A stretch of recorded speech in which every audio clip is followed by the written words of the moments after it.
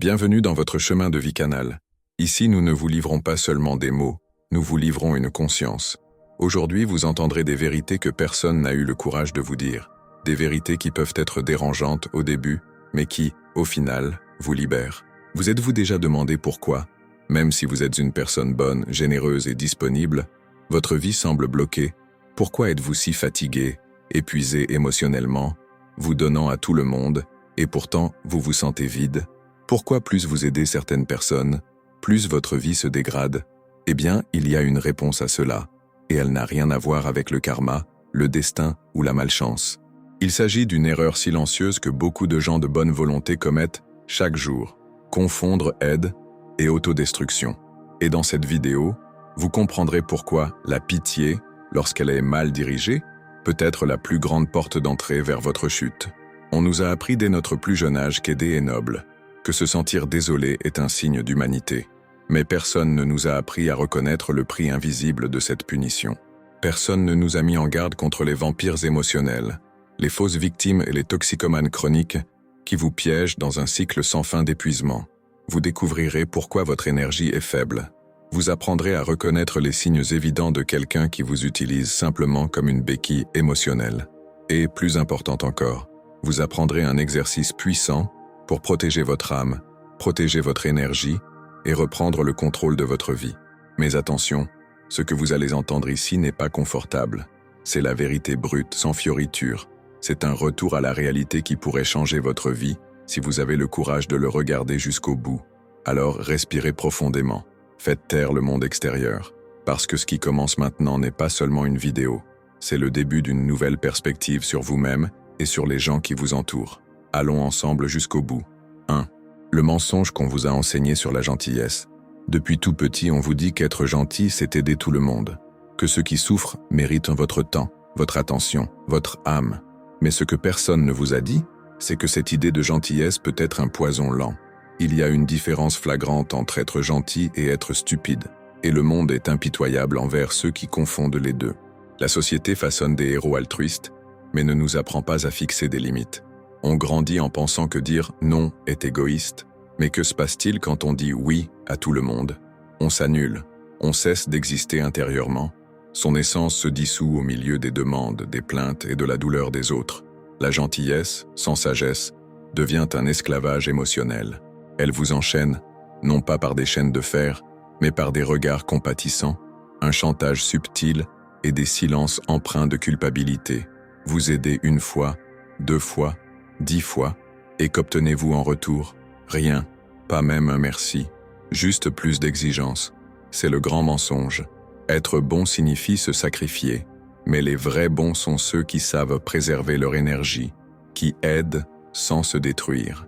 Car si on se brise en essayant de ressouder les autres, au final, personne ne reste intact. La vérité est simple mais dure. Ceux qui n'apprennent pas à se protéger deviennent une échelle pour ceux qui n'ont jamais voulu l'escalader.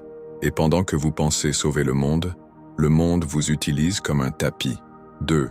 Quand aider devient un gouffre sans fond. On tend la main une fois, et on a l'impression d'avoir bien fait. On tend la main à nouveau, et ça commence à peser. La 3e fois, on se sent vidé. Et la 10e fois, on réalise qu'on coule, mais l'autre continue de nous tirer vers lui. L'aide est devenue dépendance. Et la dépendance est devenue emprisonnement. Il y a des gens qui ne veulent pas quitter le trou. Ils veulent de la compagnie. Un public, quelqu'un avec qui partager leur drame, mais pas pour remonter la pente. Ils apprennent vite que votre aide est garantie. Ils savent que vous reviendrez toujours, que votre cœur ne peut s'arrêter. Et c'est là que commence le gouffre sans fond. Chaque fois que vous essayez de sauver quelqu'un qui ne veut pas l'être, vous vous enlisez avec lui. Il n'y a pas de fond. Il n'y a que la fin de votre énergie, de votre patience, de votre joie. Votre vie s'enfonce tandis que vous essayez de relever quelqu'un qui n'avait jamais eu l'intention de s'élever. Vous devenez l'otage de votre propre compassion, prisonnier de votre espoir. Et plus vous insistez, plus l'autre devient complaisant. Parce qu'il n'a pas besoin de changer, vous êtes là pour tout faire pour lui. Et si vous êtes absent, il appelle quelqu'un d'autre. Car le problème n'est pas qu'il soit au fond. Le problème, c'est que vous voulez l'en sortir contre sa volonté. Aider quelqu'un qui n'en veut pas, c'est comme remplir un seau percé. Peu importe ce qu'on y met, ce ne sera jamais suffisant. Et la seule chose qu'on obtiendra au final, c'est d'être aussi vide que le seau. 3. Le genre de personnes qui volent votre âme en silence. Ils ne crient pas, ils ne menacent pas, ils n'explosent pas. Ils sont calmes, doux, apparemment fragiles. Mais quand on s'approche d'eux, quelque chose en soi commence à se faner. Ce sont des gens qui ne prennent pas votre force par la violence. Ils la supplient, et vous la leur donnez. Ces aspirateurs émotionnels joutent magistralement les victimes. Une histoire triste par-ci, un regard abattu par-là, un profond soupir par-là. On a pitié d'eux, on veut les aider. Et avant même de s'en rendre compte, on se retrouve plongé jusqu'au cou dans des drames qui ne sont même pas les nôtres. Et plus vous essayez d'illuminer leur vie, plus votre monde s'assombrit, parce qu'ils ne veulent pas de lumière. Ils veulent de l'énergie, votre énergie. Ils veulent que vous les écoutiez, que vous les réconfortiez, que vous les portiez, mais sans jamais vous en aller, car l'absence de votre pitié est la fin de leur spectacle. Et le plus cruel, on commence à se sentir mal à l'idée même de partir, comme si c'était notre devoir de prendre soin d'eux, comme si on était égoïste de se donner la priorité. Cette culpabilité est leur plus grande arme. Ce ne sont pas des cris, c'est de la manipulation émotionnelle déguisée en fragilité. Tu ne te rends pas compte que ton âme est en train d'être aspirée jusqu'à ce qu'il soit trop tard, jusqu'à ce que ton sourire s'efface, que ton esprit s'éteigne et que la vie perde sa couleur. Tout ça parce que tu as voulu être bon envers quelqu'un qui n'avait jamais eu l'intention d'être meilleur. 4. Ils ne veulent pas d'aide. Ils veulent vous entraîner dans leur sillage. Certaines personnes ne se noient pas, elles vivent déjà dans l'eau. Et lorsqu'elles appellent à l'aide, ce n'est pas pour sortir, mais pour avoir de la compagnie dans leur douleur. Elles ne veulent pas être sauvées. Elles veulent entraîner quelqu'un d'autre dans la boue avec elles. Vous tendez la main pensant être le héros de l'histoire, mais au lieu de relever quelqu'un, c'est vous qui tombez. Et plus vous essayez d'aider, plus vous vous mettez dans le pétrin, car aucune échelle ne convient à ceux qui veulent vivre au fond du puits. Ces gens ont besoin d'un public, de témoins de leur tragédie, et vous devenez le spectateur captif. Chaque geste d'aide que vous offrez devient matière à plainte. Chaque acte de gentillesse devient une obligation. Vous devenez partie prenante du problème sans même vous en rendre compte. C'est comme porter quelqu'un sur son dos qui refuse de marcher. Au début, ça paraît noble, puis ça se transforme en épuisement. Et à la fin, quand on s'effondre d'épuisement, on grimpe simplement sur le dos de quelqu'un d'autre. Car le but du jeu n'était jamais d'échapper à la douleur. Il s'agissait de la maintenir en vie et de vous entraîner avec elle. Attention, tous les appels à l'aide ne sont pas sincères. Parfois, ce n'est qu'un appât pour vous entraîner dans une souffrance qui n'a jamais existé. Et plus vous essayez de sauver quelqu'un, plus vous vous enfoncez dans la personne même qui n'a jamais voulu être sauvée. 5. Le piège invisible de la fausse victime. Ils savent se présenter. Ils ont des discours tout faits, une voix étranglée, des histoires tragiques toujours à portée de main. Mais derrière la souffrance théâtrale se cache quelque chose de sombre. La manipulation. La douleur devient monnaie courante. La tristesse devient contrôle. La fausse victime ne recherche pas la compassion. Elle aspire au pouvoir. Et elle sait que le moyen le plus rapide d'y parvenir est d'être le centre de la pitié. Elle vous appâte avec des histoires d'abandon, de trahison, d'ingratitude, jusqu'à ce que vous vous sentiez responsable d'elle. Et puis le jeu commence. Vous vous retrouvez à rendre des services que vous ne vouliez pas, à dire « oui » alors que vous vouliez dire « non », à perdre du temps, de l'argent et votre santé. Tout cela est motivé par une culpabilité qu'elle a instillée en vous avec un simple « je n'ai personne d'autre que toi ». Le problème, c'est que la fausse victime ne s'améliore jamais, car s'améliorer signifie perdre son rôle, et perdre son rôle signifie perdre le contrôle. Par conséquent, elle aura toujours une nouvelle tragédie, une nouvelle lamentation, une nouvelle raison de se laisser porter par vous. Attention, tous les malades ne souhaitent pas guérir. Certains veulent être mis en scène. Et si vous n'ouvrez pas les yeux, vous deviendrez un personnage secondaire dans le drame de ceux qui n'ont jamais eu l'intention de changer. 6. Comment l'énergie de la victime contamine votre vie. Avez-vous déjà remarqué qu'après avoir parlé à certaines personnes, tout semble plus lourd, votre journée devient grise, votre corps faible, votre esprit confus? Ce n'est pas une coïncidence. C'est l'effet de l'énergie de la victime qui prend le dessus sur votre vie. Ces personnes créent autour d'elles un champ invisible, empli de regrets, de négativité et de paralysie. En pénétrant dans ce champ, vous entrez en résonance avec la même fréquence. Et plus vous êtes empathique, plus cette contamination est profonde. Le problème n'est pas seulement d'écouter, c'est d'absorber, c'est de s'impliquer émotionnellement. C'est de rapporter cette conversation, ce drame, chez soi. C'est de perdre le sommeil en se demandant comment l'aider.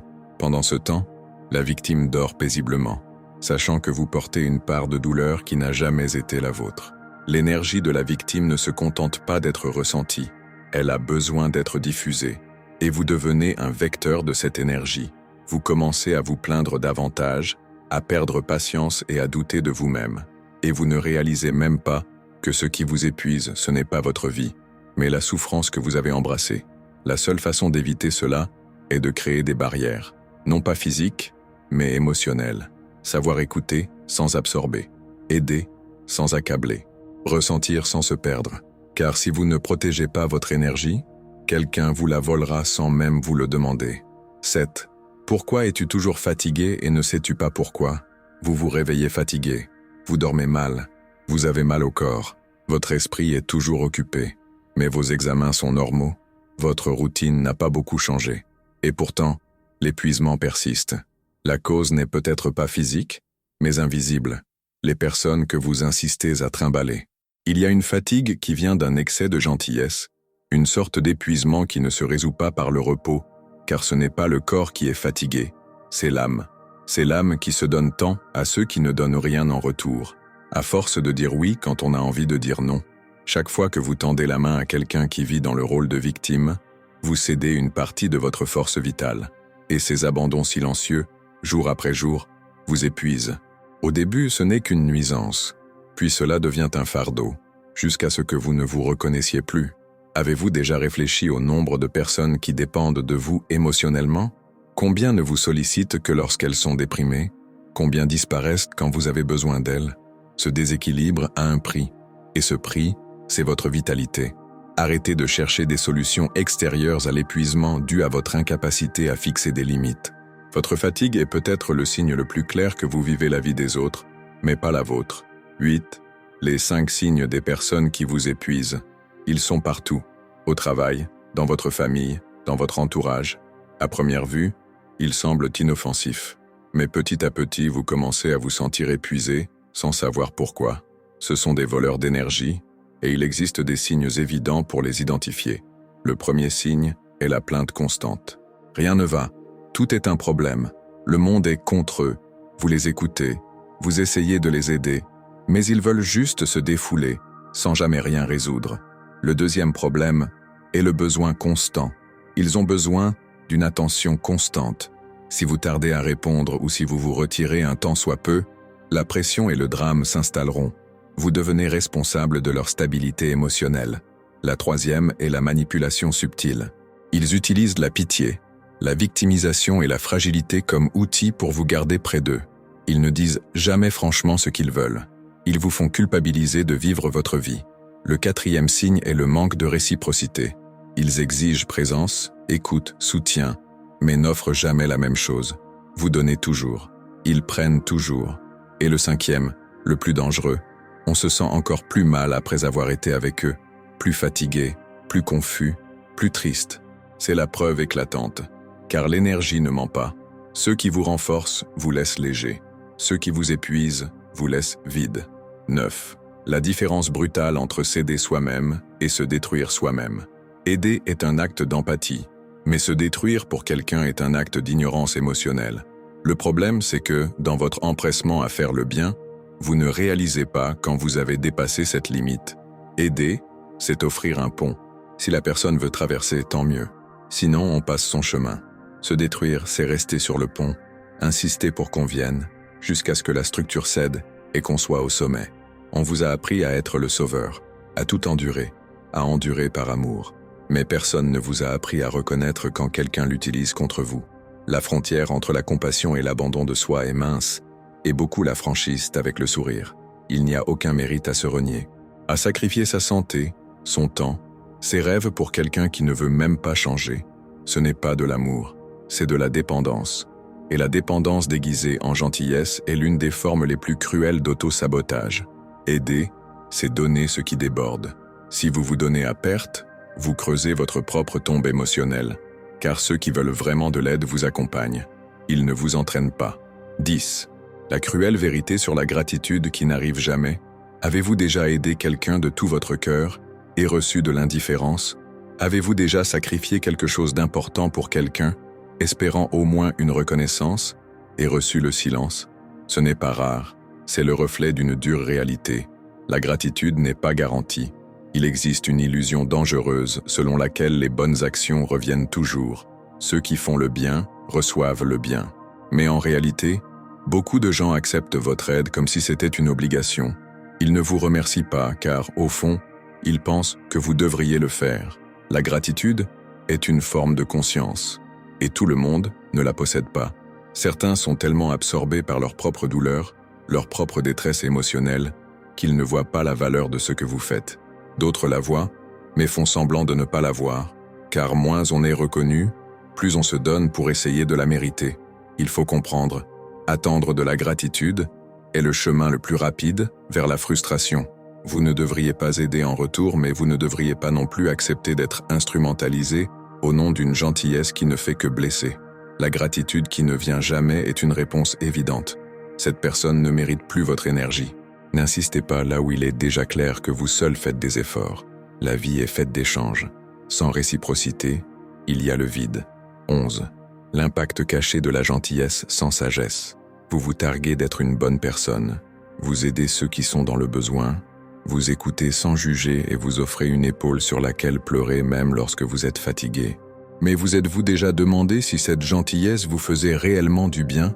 Car la gentillesse sans sagesse peut vous détruire de l'intérieur sans même que vous vous en rendiez compte. Chaque fois que vous dites oui par peur de blesser quelqu'un, vous vous trahissez. Chaque fois que vous aidez quelqu'un qui finit toujours par retomber dans la même ornière, vous renforcez le cycle. Vous pensez être utile, mais en pratique, vous entretenez des comportements autodestructeurs. Cette bonté impulsive, motivée par la culpabilité ou la peur, attire ceux qui ne veulent pas grandir. Ils ne veulent pas de lumière, ils veulent des ombres où se cacher. Et plus vous leur tendez la main, plus ils s'installent. Vous devenez un refuge pour ceux qui ne veulent pas naviguer. La véritable bonté libère. Elle montre la voie, donne des outils et inspire la transformation. La bonté sans sagesse emprisonne, étouffe et épuise. Et plus dangereuse encore, elle vous fait croire que c'est une vertu. Il ne suffit pas d'être bon. Il faut être bon avec conscience. Car lorsque votre gentillesse commence à vous rendre malade, elle perd toute noblesse et devient autodestructrice. 12. Comment la piété apporte le malheur à votre porte? Avez-vous déjà remarqué qu'après avoir aidé certaines personnes, votre vie a commencé à déraper? Les disputes se sont multipliées, l'argent a disparu, la santé s'est dégradée. Ce n'est pas une coïncidence, c'est une question d'énergie. L'excès de pitié ouvre des portes qui n'auraient jamais dû s'ouvrir. Lorsque vous éprouvez de la compassion pour quelqu'un et que vous vous donnez émotionnellement, sans le juger, vous vous connectez à son champ énergétique. Et si cette personne est habitée par la tristesse, la colère ou le manque, vous vibrez à la même fréquence. Vous ouvrez la porte et le malheur entre. La pitié agit comme une ancre. On croit tirer quelqu'un vers le haut, mais en réalité on est tiré vers le bas. Et plus on s'accroche, plus on s'enfonce. Et plus on s'enfonce, plus il est difficile de réaliser que le problème a commencé par cette simple pitié. C'est difficile à admettre, mais c'est vrai. Votre vie est peut-être sabotée par votre propre compassion mal placée. Vous ouvrez la porte de votre âme à des gens qui ne savent que semer le désordre. Et puis, vous vous demandez pourquoi tout va mal. Ne confondez pas pitié et compassion. La première vous détruit, la seconde vous fortifie. Et connaître la différence peut être la clé pour fermer la porte par laquelle votre chance vous échappe. 13. La plus grande erreur de quelqu'un avec un bon cœur. Avoir un bon cœur est un don, mais c'est aussi un piège si on ne sait pas l'utiliser à bon escient. La plus grande erreur de ceux qui ont un bon cœur est de penser que tout le monde le mérite. Vous croyez aux gens. Vous croyez aux promesses, aux larmes, aux histoires. Et cela vous pousse à agir, à aider, à soutenir. Mais le monde ne fonctionne pas par l'intention. Il fonctionne par la conscience. Et tout le monde n'a pas la conscience nécessaire pour gérer son abandon. On s'accorde petit à petit. D'abord une faveur, puis une pause, puis la paix. Et quand on s'en rend compte, on ne sait plus où l'on finit et où l'autre commence. Pire encore, l'autre ne l'apprécie même pas. Car ceux qui manquent de maturité émotionnelle considèrent le rare comme insignifiant. Un cœur bon, même naïf, attire les exploiteurs. Ceux qui voient votre douceur comme une faiblesse, qui interprètent votre patience comme une obligation. Et quand vous craquez, Personne ne comprend. Après tout, tu as toujours été si fort. L'erreur n'est pas d'être gentil, c'est d'être gentil avec ceux qui ne le méritent pas, car le cœur n'est pas fait pour être donné tout entier à n'importe qui. Il est fait pour battre au bon rythme, pour les bonnes personnes. 14. Quand l'aide devient une dépendance émotionnelle. On commence à aider quelqu'un par compassion, mais avec le temps, cette personne devient dépendante de vous pour tout, et ce qui était autrefois de la générosité devient une prison. On ne peut plus vivre sans penser à l'autre, et l'autre, pire encore, ne peut rien faire sans vous. Cette relation crée un réseau subtil, où l'aide se transforme en contrôle, non par malveillance mais par peur, peur de décevoir l'autre, peur de paraître insensible, peur de se sentir coupable, et puis, on commence à renier sa propre vie pour maintenir l'autre dans la droiture. Le problème, c'est que cela crée une dépendance émotionnelle déguisée en amour. On se sent important, nécessaire, indispensable, mais on se sent aussi fatigué, épuisé, perdu, car être le sauveur de quelqu'un au quotidien est un véritable supplice, et l'autre souffre aussi, car au lieu d'apprendre à marcher, il s'habitue à être porté. Au lieu de grandir, il devient complaisant. Et un jour, quand on n'a plus la force de tout porter, on tombe tous les deux. Aider est différent de porter. Aimer est différent de se priver de soi-même. Et si vous ne comprenez pas cette différence, vous passerez votre vie entière à être responsable du bonheur des autres et de votre propre malheur. 15. L'exercice qui protégera votre énergie une fois pour toutes. Maintenant que vous comprenez les dangers d'une compassion débordante, il est temps d'agir. Protéger son énergie n'est pas égoïste. C'est une protection. Et il existe un exercice simple mais puissant qui peut tout changer. Fermez les yeux. Respirez profondément. Imaginez une lumière claire vous entourer, comme un bouclier.